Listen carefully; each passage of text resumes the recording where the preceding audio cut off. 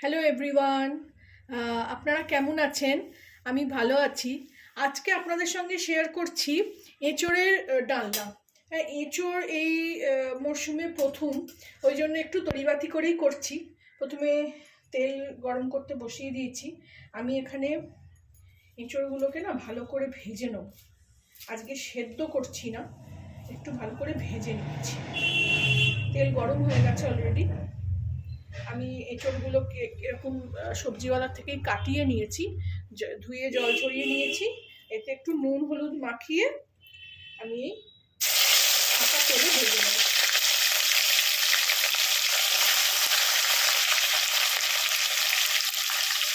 এই মরশুমের প্রথম এঁচড় বলে একটু পরিবাতি করেই করছি। এরপরে যখন করবো তখন তো একদম সেদ্ধ করে করবো। তেল বেশি খাই না আমি, জানিনি আপনারা।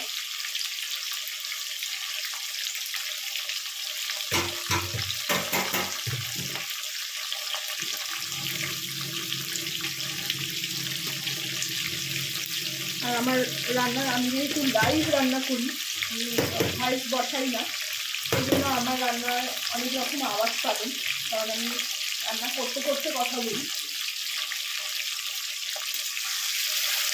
ভালো করে দেখে ভেজে নেব।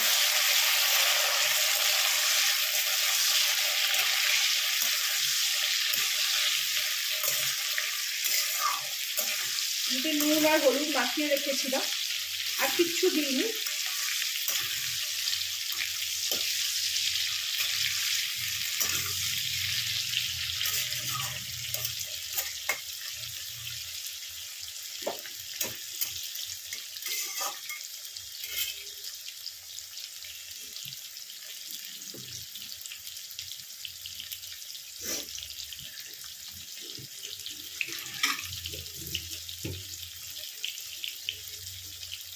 আমি কদিন আগে একটা পিকনিকে গেছিলাম। পিকনিকে সেখানে চিংড়ি এঁচড় দিয়ে করেছিল, চিংড়ি মাছ দিয়ে এঁচড় দিয়ে। এত ভালো খেতে হয়েছিল যে যেই আমার সবজিওয়ালা বললো যে এঁচড় আছে নেবেন, মানে হ্যাঁ হ্যাঁ দাও, চিংড়ি মাছও আছে, একটু এঁচড় একটু করেই ফেলি। এবার যারা রান্না রেগুলার, মানে ওই কাজের বাড়িতে রান্না করে, মানে ঠাকুররা, তারা জানি না কী কী দেয়, কাজের চাল অন্যরকম হয়। আমি আমার মতন করে করছি, যেরকম করি। আমি আগেও যখন এঁচড় করেছি, এরকম মরশুমের প্রথম এঁচড় একটু ভেজে নিয়েই করেছি। তারপরে যখন খেতে খেতে একটু মানে বুড়ো হয়ে যায়, এটা তো কচি একদম, বেশিক্ষণ মানে কষতেও লাগবে না, ভাজলেই হয়ে যাবে। যখন একটু পেকে যায় তখন একটু সেদ্ধ করে নিতেই হয়।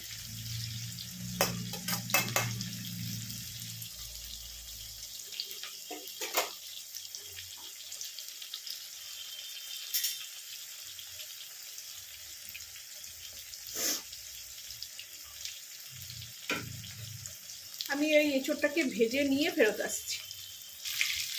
ফিরে এলাম এঁচড় ভাজা নিয়ে। এঁচড় দেখুন ভাজা হয়ে গেছে, আমি এবার তুলে নেব। তেল চেপে চেপে তুলে নিতে হবে।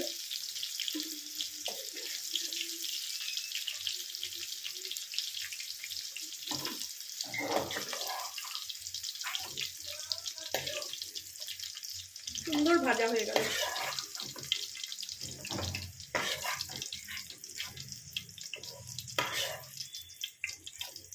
এবার আমি আলুগুলোকেও একটু ভেজে নেব।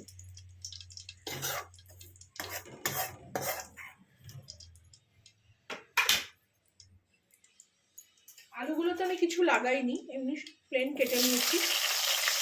দুটো আলু আছে এখানে, বড় বড়।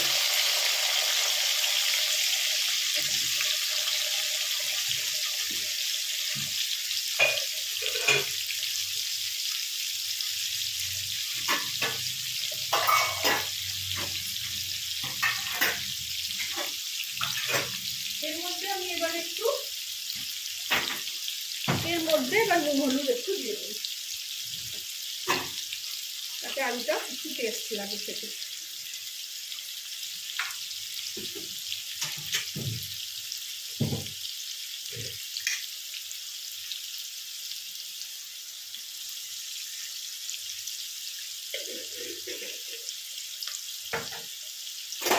পেঁয়াজটাও আমি ভালো করে ভেজে নেব।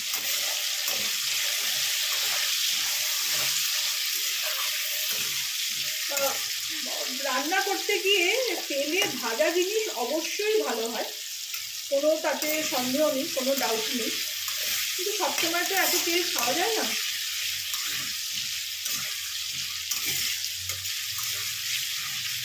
কারণ ভাজতে গেলে অনেকটাই তেল খরচা হয়।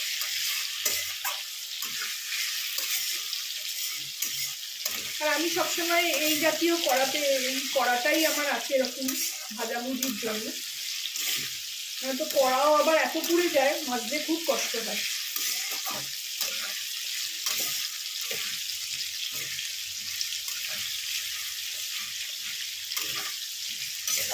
আমি আলুটা ভেজে নিয়ে ফেরত আসছি। আলুটাও দেখুন ভাজা হয়ে গেল, আলুটাকেও তুলে নেব।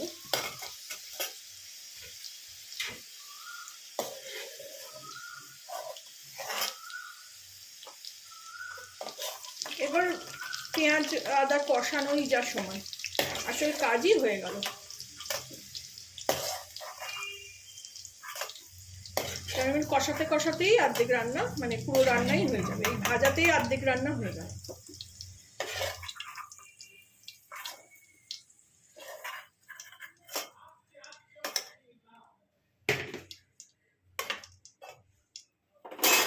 এইটা আমি সরিয়ে দেবো। রান্নাটা আমি এই কড়াটাতে করবো, আর তেল আমি এর মধ্যে দিয়ে দেবো, এই ভাজার তেলই দেবো।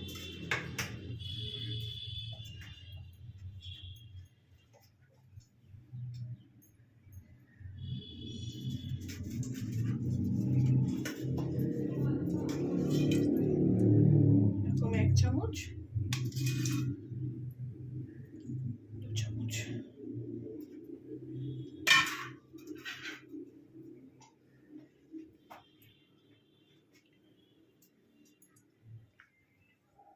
এই তেলে এই চিংড়ি মাছ আমি এখানে এরকম বেছেই রেখেছি, একটু নুন হলুদ মাখিয়ে রেখেছি। চিংড়ি মাছগুলো হালকা করে ভেজে নেব, তেল তো অলরেডি গরম।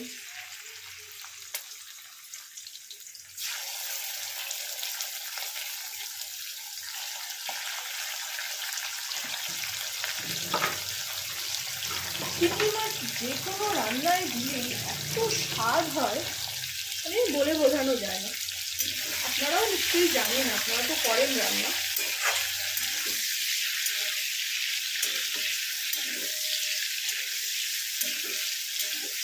তো হাই ফ্লেমে অল্প করে ভেজে তুলে নেব।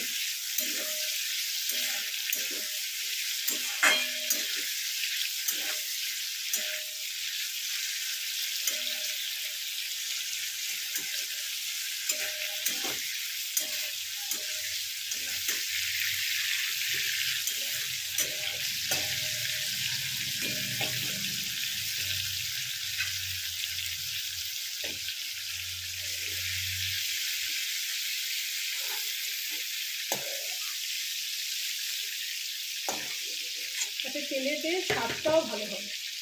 এরপর আমি এতে পেঁয়াজ ক্রাশারে ক্রাশ করে রেখেছি, তো দিয়ে দেব।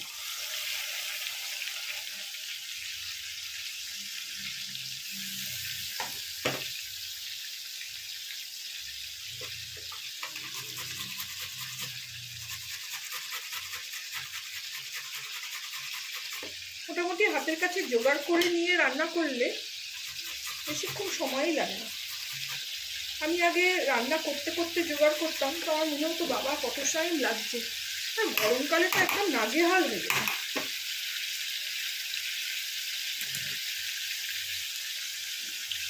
যখন আমি পেঁয়াজ দিয়ে পুরো রান্না করি, আমি খুব একটা ফোড়ন দিই না, তার মধ্যে আদা ক্রাশ করে রেখেছি, এটাও দিয়ে দিলাম।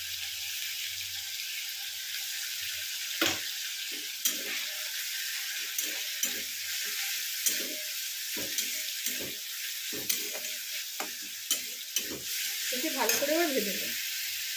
এগুলো কিছু দেখুন আমার গাছের লঙ্কা ছোট ছোট, কিন্তু খুব ঝাল হয়, আমি এগুলো এই মুহূর্তে দিয়ে দেবো।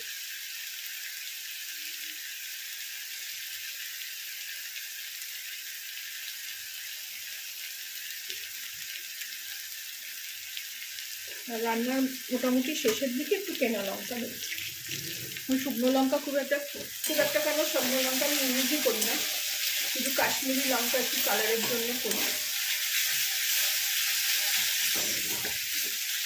এটা ভালো করে ভেজে নিই, ফেরত আসছি। পেঁয়াজ ভাজা হয়ে গেছে, আমি এবারে এতে টমেটো ক্রাশ করে নিলাম, সেটা দিয়ে দেবো।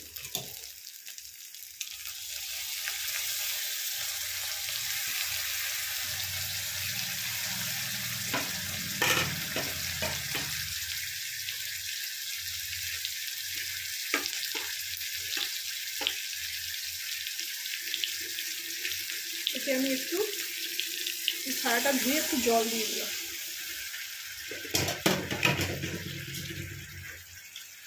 জল বেশি হয়ে গেল, এটাকে এবার একটু কষিয়ে নেব। এর মধ্যে সাধারণ যে শুকনো লঙ্কা গুঁড়ো, হলুদ গুঁড়ো আর লঙ্কার গুঁড়ো দিয়ে দেবো। এটা হাই ফ্লেমে একটু কষিয়ে নেব।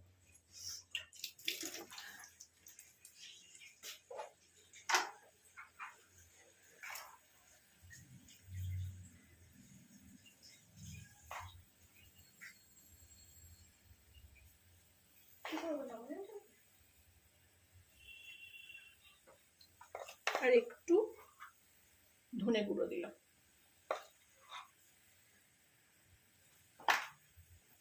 স্বাদ মতো চিনি দেবো।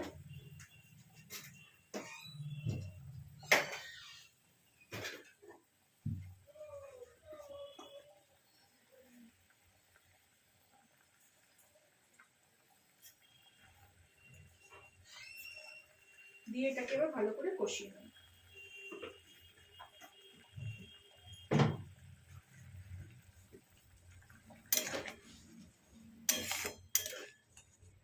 কষিয়ে নিয়ে ফেরত আসছি। দেখুন ভালো করেই কষছে, ফুটছে জিনিসটা। আমি এর মধ্যে সব এবার দিয়ে দেবো এক এক করে। চিংড়ি মাছ, আলু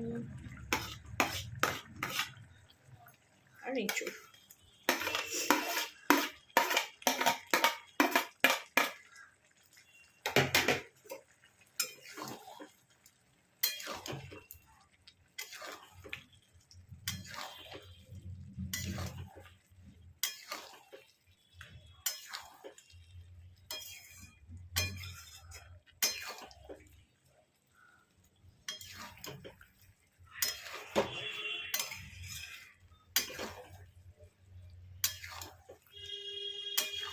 এরকমভাবে ভালো করে কষিয়ে নিয়ে ফেরত আসছি। দেখুন ভালো করে কষিয়ে নিলাম এটাকে। এবার এতে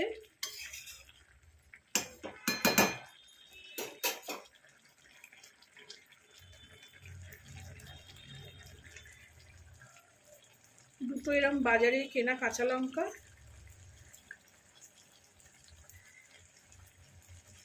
বেশি দেবো না, বেশি ঝাল হয়ে গেলে আবার খাওয়া যাবে না। দুটো কাঁচা লঙ্কা, দুটো আর একটা ছোট দিই, একটু ঝালঝালি ভাল লাগে এগুলো।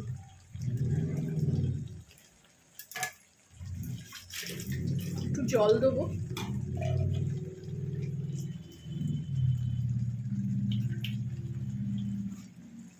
অল্পই জল দেবো, একটুখানি জল দেবো।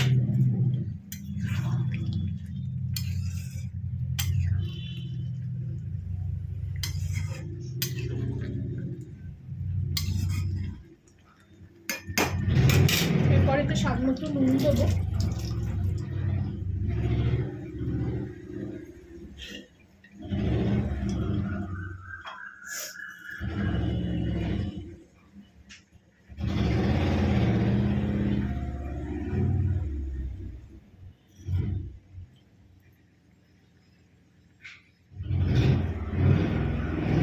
আর একটু ঘি দেবো।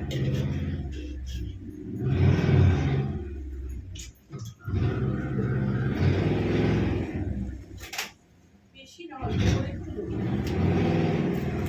কারণ সবকিছু তেলে ভাজা।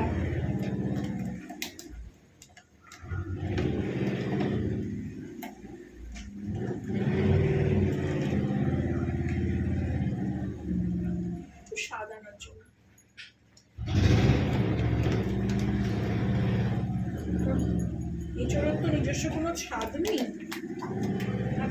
চিংড়ি মাছ দিয়ে করছি বলে রসুনও দিলাম না। চিংড়ি মাছের কোনো রান্নায় রসুন নেই, একটা খালি প্রিপারেশন করি, সেটা ধনে পাতা আর রসুন দিয়ে, সেটাও অপূর্ব খেতে হয়। সেটা যখন করব আপনাদের সঙ্গে শেয়ার করব।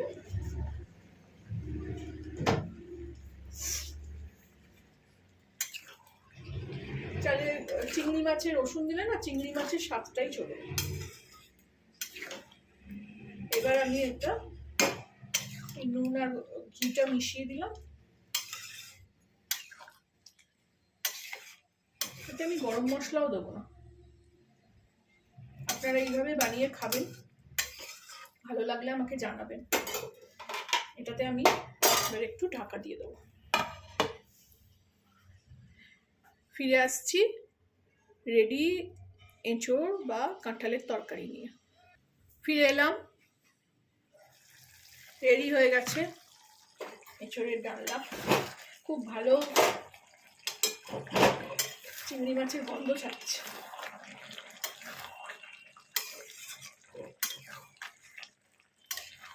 আলু এঁচোড় সব সেদ্ধ হয়ে গেছে, গলে গেছে একদম।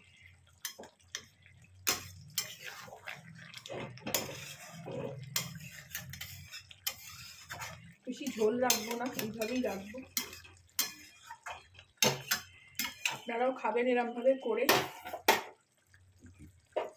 ভালো লাগলে আমার চ্যানেলটাকে একটা লাইক, শেয়ার অ্যান্ড সাবস্ক্রাইব করে দেবেন। Thank you for watching.